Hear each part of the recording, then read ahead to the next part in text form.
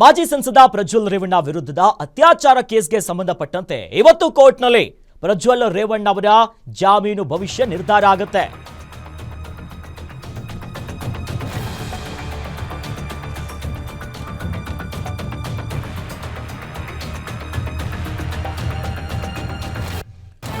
ಪ್ರಜ್ವಲ್ ರೇವಣ್ಣ ಅವರ ಜಾಮೀನು ಆದೇಶವನ್ನ ಪ್ರಕಟಿಸಲಿದೆ ಕೋರ್ಟ್.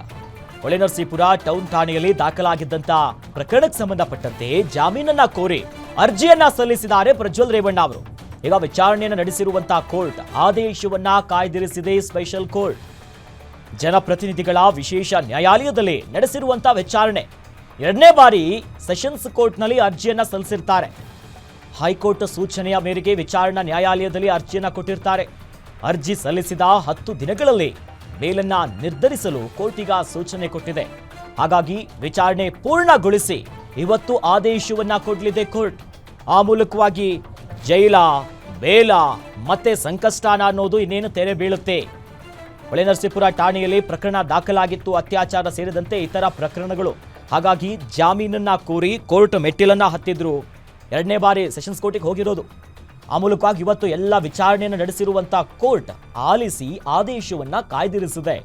ಹೀಗಾಗಿ ಜನಪ್ರತಿನಿಧಿಗಳ ವಿಶೇಷ ನ್ಯಾಯಾಲಯದಲ್ಲಿ ತೀರ್ಪು ಹೊರಬರುತ್ತೆ.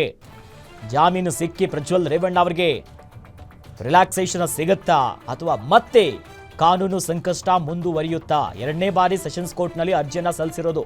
ಈ ಹಿಂದೆಯೂ ಕೂಡ ಒಂದ್ಸಲ ಕಳಿಸಿದ್ರು, ಆದರೆ ಅದು ಕ್ಯಾನ್ಸಲ್ ಆಗಿತ್ತು.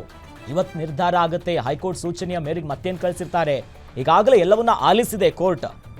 ಏನೇನು ಇವರು ಸಲ್ಲಿಸಿದ್ರು ಅರ್ಜಿಯನ್ನ, ಬೇಲ್ಗೆ ಒಂದಿಷ್ಟು ಅಂಶಗಳನ್ನ ಮುಂದಿಟ್ಕೊಂಡು ಅರ್ಜಿಯನ್ನ ಸಲ್ಲಿಸಿದ್ರು, ಅದನ್ನ ಆಲಿಸಿದಂತ ಕೋರ್ಟ್ ಇವತ್ತು ಬೇಲ್ ಕೊಡುತ್ತಾ ಅಥವಾ ಕಾನೂನು ಕುಣಿಕೆಯಲ್ಲೇ ಮತ್ತಷ್ಟು ಸಂಕಷ್ಟ ಎದುರಿಸುವಂತ ಪರಿಸ್ಥಿತಿ ನಿರ್ಮಾಣ ಆಗುತ್ತಾ ಅನ್ನೋದನ್ನ ಕಾದು ನೋಡಬೇಕು. ದೊಡ್ಡ ಮಟ್ಟದ ಸಂಚಲನವನ್ನ ಕ್ರಿಯೇಟ್ ಮಾಡಿರುವಂತಹ ಪ್ರಕರಣ ಇದು. ಜೈಲಿನಲ್ಲೇ ಇದ್ದಾರೆ, ವಿಚಾರಣಾ ದಿನ ಕೈದಿಯಾಗಿದ್ದಾರೆ ಅವರು. ಈ ಮೂಲಕವಾಗಿ ಇವತ್ತು ರಿಲ್ಯಾಕ್ಸೇಷನ್, ಒಂದು ಗುಡ್ ನ್ಯೂಸ್ ಸಿಗುತ್ತಾ? ಶುಭ ಶುಕ್ರವಾರ ಆಗುತ್ತಾ ಇಲ್ಲವಾ? ಕಾದು ನೋಡಬೇಕು. ಕೋರ್ಟಿನ ಆದೇಶ ಬಂದ ನಂತರವೇ ಎಲ್ಲವೂ ಕೂಡ ಗೊತ್ತಾಗುತ್ತೆ. ಅಥವಾ ಕೋರ್ಟ್ ಏನಾದರೂ ಪ್ರಜ್ವಲ್ ರೇವಣ್ಣ ಅವರಿಗೆ ಶಾಕ್ ಕೊಡುತ್ತಾ? ನೋಡಬೇಕು.